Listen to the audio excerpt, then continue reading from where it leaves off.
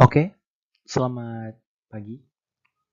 Di sini saya akan memberikan materi pembelajaran mengenai peminatan kesyahbandaran. Sebelumnya, perkenalkan nama saya Ade Pratama Barasa, Prodi Teknologi Penangkapan Ikan semester 7, NRP 5418 11 12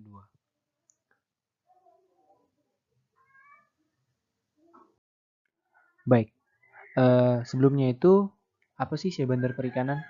Menurut Undang-Undang Nomor 45 Tahun 2009 tentang perikanan pasal 42 yang tertera di ayat 1, yaitu syahbandar perikanan adalah syahbandar yang ditempatkan secara khusus di pelabuhan perikanan untuk pengurusan administratif dan melaksanakan tugas atau fungsi menjaga keselamatan pelayaran. Sedangkan menurut Permen Perhubungan Nomor 82 Tahun 2014 Pasal 2 Ayat 3, yaitu untuk kapal perikanan, surat persetujuan berlayar diterbitkan oleh syahbandar yang ada di pelabuhan perikanan. Sedangkan menurut Peraturan Menteri Kelautan Perikanan Nomor 3 atau Permen KP 2013 tentang kesyahbandaran di pelabuhan perikanan pasal 3, yaitu ada beberapa poin. Yang pertama, syahbandar di pelabuhan perikanan diangkat setelah memiliki surat keterangan tanda lulus pendidikan dan pelatihan kesyahbandaran. Yang kedua, syahbandar di pelabuhan perikanan diangkat oleh menteri yang membidangi urusan pelayaran atau usulan Menteri Kelautan dan Perikanan. Selanjutnya, apa saja sih regulasi-regulasi yang mencangkup di kesyahbandaran pelabuhan perikanan? Yang pertama itu dasar hukum yang sangat kuat, yaitu adalah Undang-Undang Nomor 17 Tahun 2008 tentang pelayaran syahbandar. Terus Undang-Undang Nomor 45 Tahun 2009 tentang perikanan. Undang-Undang Nomor 11 Tahun 2021 tentang Cipta Kerja Pasal 42. Selanjutnya, Peraturan Pemerintah Nomor 27 Tahun 2021 tentang penyelenggaraan bidang kelautan dan perikanan. Tertera di pasal 229, 252. Selanjutnya ada Peraturan Menteri Perhubungan Nomor 82 Tahun 2014 tentang SPB, yaitu Surat Persetujuan Berlayar.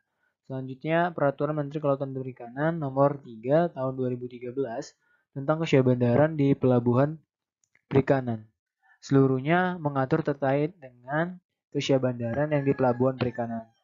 Selanjutnya, Peraturan Menteri Kelautan dan Perikanan Nomor 10 Tahun 2021 tentang standar kegiatan usaha dan produk pada penyelenggaraan perizinan berusaha berbasis risiko sektor kelautan dan perikanan. Tertera di lampiran 972 tentang persetujuan berlayar. Oke, apa saja sih tugas dan wewenang yang dilakukan oleh syahbandar perikanan? Menurut Undang-Undang Nomor 11 Tahun 2020 tentang Cipta Kerja, terdapat di pasal 42 dan ayat 2, tugas dan wewenang syahbandar itu yang pertama, menerbitkan persetujuan berlayar atau SPB, mengatur kedatangan dan keberangkatan kapal perikanan, memeriksa ulang kelengkapan dokumen kapal perikanan, memeriksa teknis dan nautis kapal perikanan, dan memeriksa alat penangkapan ikan dan alat bantu penangkapan ikan. Selanjutnya memeriksa logbook penangkapan dan pengangkutan ikan, memeriksa dan mengesahkan perjanjian kerja laut, mengatur olah gerak dan lalu lintas kapal perikanan di pelabuhan perikanan. Selanjutnya mengawasi pemanduan, mengawasi pengisian bahan bakar, mengawasi kegiatan pembangunan fasilitas pelabuhan perikanan, melaksanakan bantuan pencairan dan penyelamatan, memimpin penanggulangan pencemaran dan pemadaman kebakaran di pelabuhan perikanan, mengawasi pelaksanaan perlindungan lingkungan maritim, memeriksa pemenuhan persyaratan pengawakan kapal perikanan, memeriksa surat tanda bukti lapor, kedatangan dan keberangkatan kapal perikanan. Selanjutnya yang terakhir yaitu memeriksa sertifikat ikan dan hasil tangkapan. Jadi banyak ya tugas dan wewenang dari syahbandar perikanan itu sendiri. Terus apa aja sih peran syahbandar perikanan? Yang pertama itu perannya itu menjamin keselamatan operasional kapal perikanan dan membantu pengendalian sumber daya. Selanjutnya memberikan persetujuan kepada nahkoda untuk melakukan kegiatan pemeriksaan, percobaan berlayar, kegiatan alih muat di kolam pelabuhan, menunda dan bongkar muat barang berbahaya guna menghindari kecelakaan kapal dan jatuhnya korban. Selanjutnya mengatur kedatangan kapal perikanan dan mengatur penempatan kapal perikanan di dermaga maupun kolam pelabuhan. Yang keempat, mengawal perlindungan nelayan antara lain melalui pelaksanaan PKL, yaitu Perjanjian Kerja Laut atau Asuransi Nelayan. Mendorong peningkatan pendapatan negara atau daerah melalui PNBP atau PAD, serta pengawalan terhadap PPN untuk penggunaan BBM industri bagi kapal perikanan. Selanjutnya, mendorong pelaksanaan ekspor produk perikanan melalui pemeriksaan sertifikat ikan hasil tangkapan. Oke, selanjutnya itu apa aja sih yang diperiksa di pelabuhan perikanan dalam rangka penerbitan SPB atau surat persetujuan berlayar? Persetujuan berlayar atau PB adalah kapal perikanan merupakan bukti autentik bahwa kapal telah memenuhi persyaratan ke layak lautan dan ke layak simpanan melalui pemeriksaan administratif, teknis ataupun nautis. Dari beberapa pemeriksaan tersebut, yang pertama itu ada pemeriksaan administratif, yaitu berkaitan tentang kewajiban administrasi ke pelabuhan, dokumen perizinan berusaha kapal perikanan. Selanjutnya, pemeriksaan secara teknis berkaitan tentang kelayak lautan kapal. Seperti yang pertama, ukuran kapal, mesin, bangunan, konstruksi, pengawakan, layak tangkap seperti alat tangkap yang digunakan dan alat bantu penangkapan yang digunakan. Apakah kapal tersebut layak simpan, baik itu dari palka dan mutu ikannya. Secara nautis yaitu mengenai peralatan-peralatan navigasi. Seperti peralatan navigasinya itu contohnya GPS, Vispender, VMS, Automatic Identification atau AIS. Nah, itu perlu diperiksa dipastikan bahwa aktif semua yang berada di atas kapal. Selanjutnya, pemeriksaan administrasi itu apa-apa saja. Nah, yang pertama itu unsur-unsurnya meliputi seperti masa berlaku perizinan kapal berusaha subsektor penangkapan ikan atau pengangkutan ikan, kelengkapan dokumen, kesesuaian dokumen dengan visi kapalnya, daftar awak kapal, PKL, dan jaminan sosial. Jadi ada beberapa dokumen, seandainya dari beberapa dokumen tersebut bermasalah, maka dari pihak Syah Bandar tidak bisa memberikan surat persetujuan berlayar. Dan kapal pun tidak bisa berlayar apabila ketahuan kapal itu berlayar tanpa persetujuan dari Syah Bandar, maka dari perusahaan ataupun dari nahkodanya akan diberikan sanksi.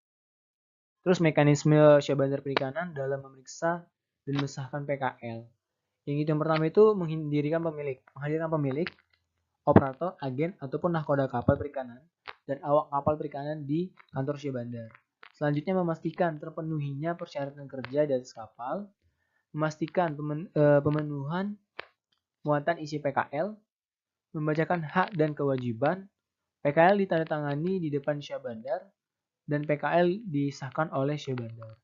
Nah, jadi ini apabila PKL tersebut tidak ada, jadi kesejahteraan dari ABK itu tidak ada gitu.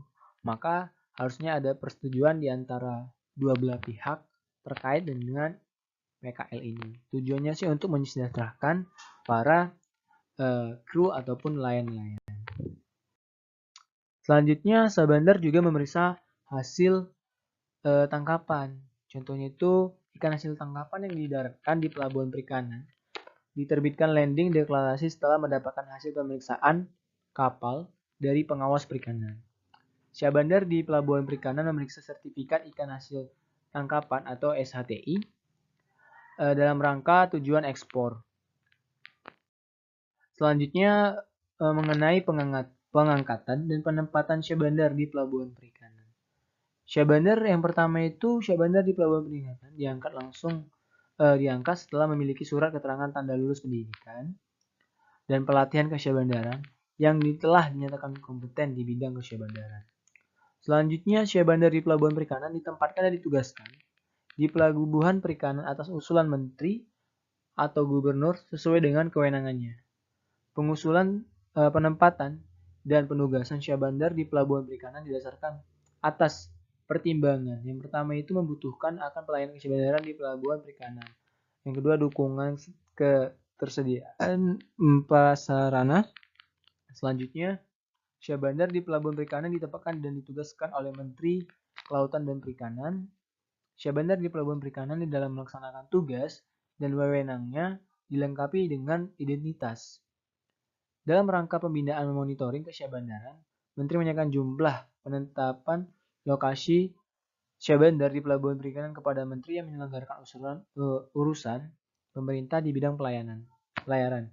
Pembinaan dan monitoring Syah Bandar di pelabuhan perikanan dilaksanakan bersama antara kementerian dengan kementerian yang menyelenggarakan urusan pemerintah di bidang pelayaran. Selanjutnya yang terakhir, Syah Bandar di pelabuhan perikanan dalam rangka melaksanakan tugas dan wewenang dapat dibantu oleh petugas ke Syah Bandar. Nah, di sini bisa kita lihat bersama-sama. Ini adalah jumlah dari pelabuhan perikanan yang ada di Indonesia. Sedangkan yang pertama itu di Sumatera Utara atau di Pulau Sumatera terdapat 110 pelabuhan perikanan mulai dari tipe kelas A, kelas B, dan kelas C. Terus selanjutnya 229 di Pulau Jawa, 33 di NTB, 81 di Sulawesi, 44 di Kalimantan, 25 di Kepulauan Maluku, 16 di Papua. Nah, dari banyaknya jumlah pelabuhan, baik itu dari kelas PPS, PPN, ataupun PP3 ataupun PPI, masih kurangnya sumber daya terkait tentang kesyahbandaran ini. Jadi setiap tahun mungkin ada saja perekrutan, tapi belum tentu bisa mencukupi di pelabuhan yang ada di seluruh Indonesia.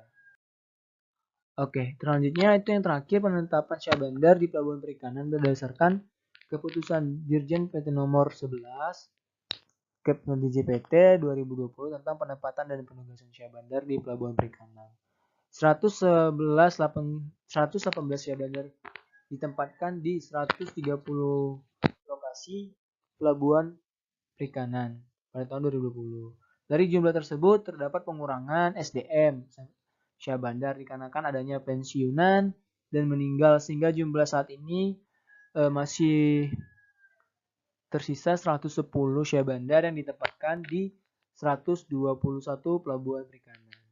Nah, tadi kita sudah lihat bersama-sama bahwasanya ada 538 pelabuhan di seluruh Indonesia, hanya ada 110 Syah Bandar yang ditempatkan di 121 pelabuhan perikanan. Berarti masih banyak kurangnya. Maka dari itu, dalam rangka melaksanakan salah satu program prioritas KKP, meningkatkan PNBP pasca produksi dibutuhkannya Syah Bandar di pelabuhan perikanan yang akan ditempatkan di setiap pelabuhan perikanan minimal 1 orang per pelabuhan perikanan.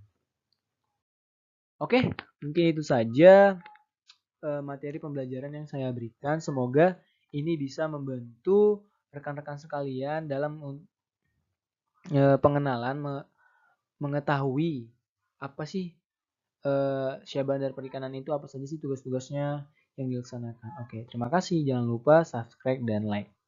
Oke, selamat siang.